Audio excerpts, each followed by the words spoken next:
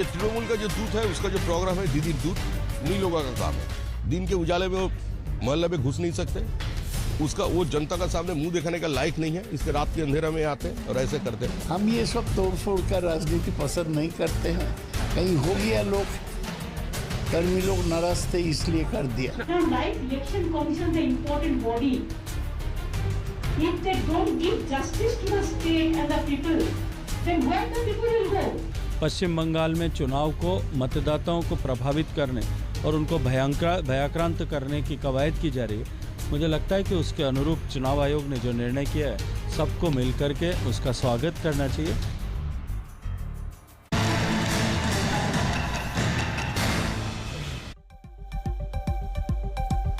नमस्कार, शाम के 6 बजने को है। आप देख रहे हैं आज तक। मैं हूं आपके साथ चित्रा त्रिपाठी। देश का नंबर 1 डिबेट शो हल्ला बोल में आप सभी का स्वागत है।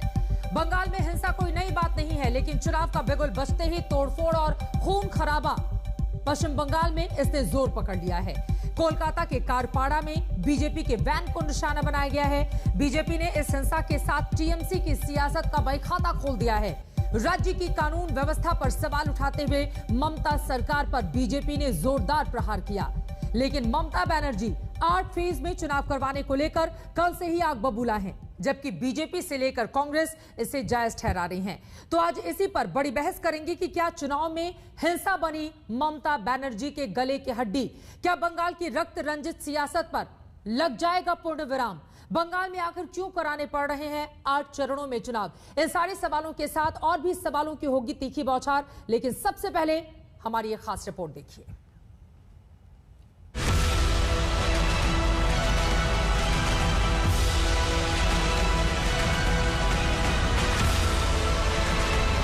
टूटे शीशे, बिखरे दफ्तर, प्रचार गाड़ी पर हमला, बेखौफ गुंडे। ये सीन है बीती रात का, जहां कोलकाता के कारपाड़ा गोदाम में बीजेपी की प्रचार गाड़ी को निशाना बनाया गया। ये चमचमाती हाईटेक गाड़ियां बीजेपी के लिए प्रचार शुरू करती उससे पहले ही इनकी रंगत बिगाड़ दी गई।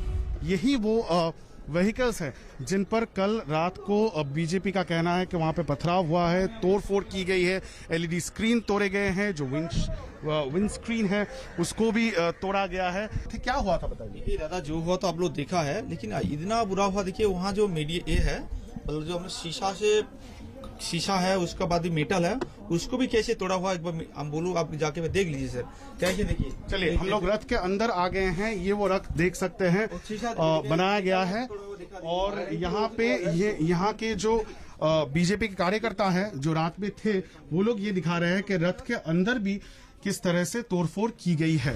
बंगाल में चुनाव की तारीख के ऐलान के अभी 8 घंटे भी नहीं बीते थे कि दहशत के बादल फिर से मंडराने लगे।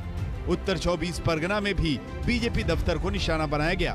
बीजेपी ने इसके लिए सीधे सीधे टीएमसी को जिम्मेदार ठहराया।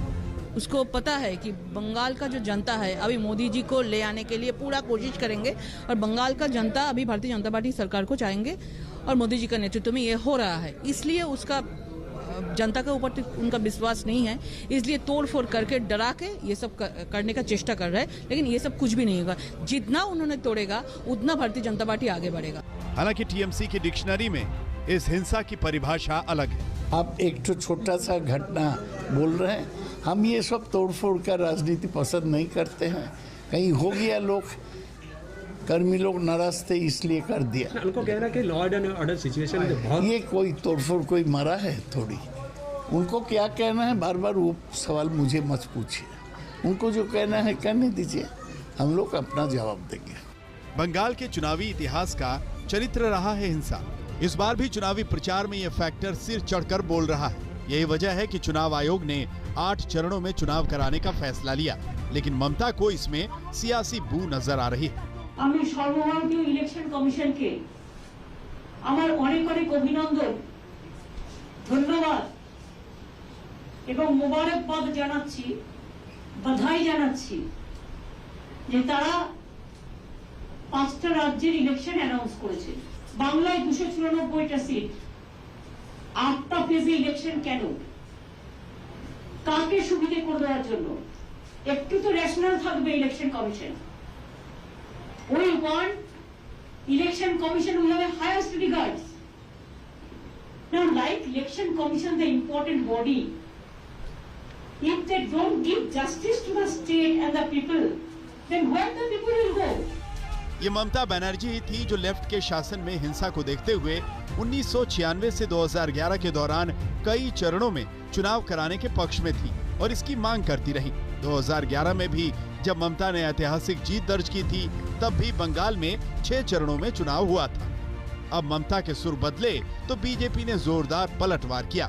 बंगाल की रक्त रंजित सियासत को देखते हुए कैलाश विजयवर्गीय 8 चरण में चुनाव कराने को जायज ठहरा रहे हैं। देखिए, ममता जी का दोहरा चरित्र से दिखाई देता है। जब सीपीएम की सरकार थी और यहाँ पर विधानसभा चुनाव होने थे, तब उन्होंने चुनाव आयोग से कहा था कि सेंट्रल फोर्स चाहिए। मैं चुनाव आयोग को धन्यवाद देना चाहता हूँ कि चुनाव आयोग से हमने निवेदन किया था कि पश्चिमी बंगाल के अंदर निर्भीकता से लोग वोट डाल सकें, ऐसा वातावरण बनाएं। उसकी शुरुआत हो गई है। हैरान करने वाली बात यह है कि लेफ्ट के साथ मिलकर कांग्रेस बंगाल में ताल ठोक रही है, लेकिन तर्क अलग अलग है। पहला सवाल, इतना हड़बड़ी क्यों? पूरा मई महीना पड़ा हुआ था बंगाल के चुनाव संपूर्ण करने के लिए। तो हम शुरू से ये कह रहे थे, कोरोना काल में जैसा हुआ था अभी भी वैसे ही, कि राज्य सरकार में या केंद्र सरकार में सत्ताधारी जो दल है वो विरोधी पक्ष ताकि तैयार नहीं हो, ऐसा वो सोच रहे हैं। एक जितने दिन जा रहे हैं उतने दिन आप देखोगे वाम पक्ष, कांग्रेस और आईएसएफ मजबूत हो रहे हैं।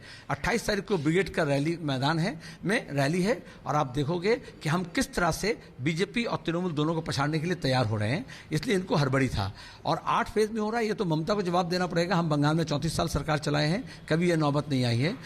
कितने चरणों में हो गए इसमें हमें कोई लेना देना नहीं है।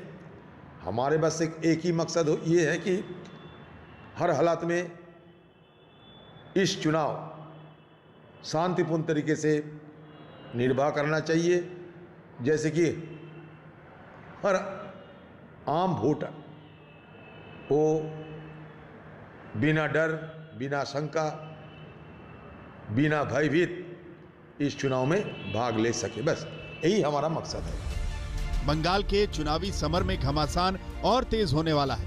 चुनाव आयोग को कई मोर्चों पर हालात संभालने होंगे।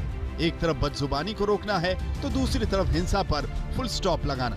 ऐसे में सबसे बड़ा सवाल कि क्या बंगाल को मिल पाएगा रक्त रंजित सियासत से छुटकारा? पौलमी साहा, सूर्याग्नि रॉय, अनुपम मिश्रा के साथ